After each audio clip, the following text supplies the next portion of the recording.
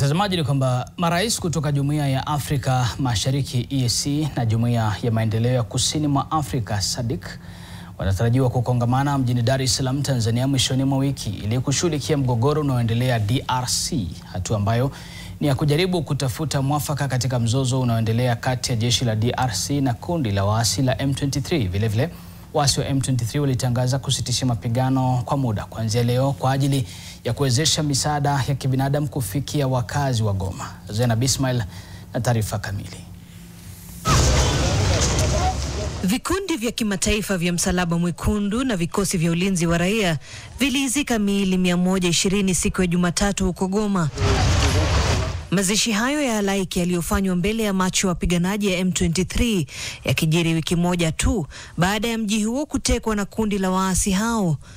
Kulingana na Wizara ya Afya ya DRC, takriban watu 779 wameuawa. Wakati huo, maelfu ya familia zilizokimbia makazi zinaondoka kwenye kambi za wakimbizi ambazo sasa zimejaa pomoni na kurejea vijijini mwao licha ya hatari zinazoendelea kwa kodolea macho huko.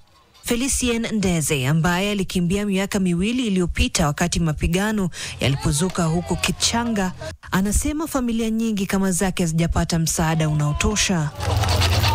Muungano wa makundi ya waasi unaojulikana kama Muungano wa Mto Kongo, yani the Congo River Alliance, ambapo kundi la M23 ni sehemu yake, ulitangaza kusitisha mapigano kwa kutaja sababu za kibinadamu, ingawa haujaonyesha dalili zozote za kujiondoa katika eneo hilo. Katika taarifa yake, kundi hilo lilishtumu jeshi la DRC kwa kuwaua watu kwa kutumia ndege kulipua maeneo wanayoshikilia. Huku hali ikizidi kuwa mbaya, jumuiya ya kimataifa inazidi kushinikizwa kuchukua hatua kukomesha ghasia na kuzuia uharibifu zaidi. Lakini katika mahojiano na kituo cha televisheni cha CNN siku ya Jumatatu, Rais wa Rwanda Paul Kagame alisema kuwa hajui kama wanajeshi wa nchi yake wapo nchini DRC. Does Rwanda currently have any troops at all in Eastern DRC? I don't know.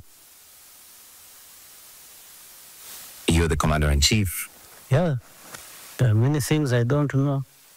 But if you want to ask me, is there a problem in Congo that concerns Rwanda and that Rwanda would do anything to protect itself? I'd say 100%. Hii inafuatia makubaliano kati ya Jumuiya ya Afrika Mashariki inayoongozwa na Rais William Ruto na mwenyekiti wa Jumuiya ya Maendeleo Kusini mwa Afrika, Rais Emmerson Mnangagwa wa Zimbabwe, kufanya mkutano siku ya Ijumaa na Jumamosi mjini Dar es Salaam nchini Tanzania. Marais Felix Tshisekedi na Paul Kagame wamekubali kuhudhuria mkutano huo pamoja wa kambi za kikanda, kulingana na ripoti iliyotoka Ikulu ya Nairobi. Zainab Ismail, NTV.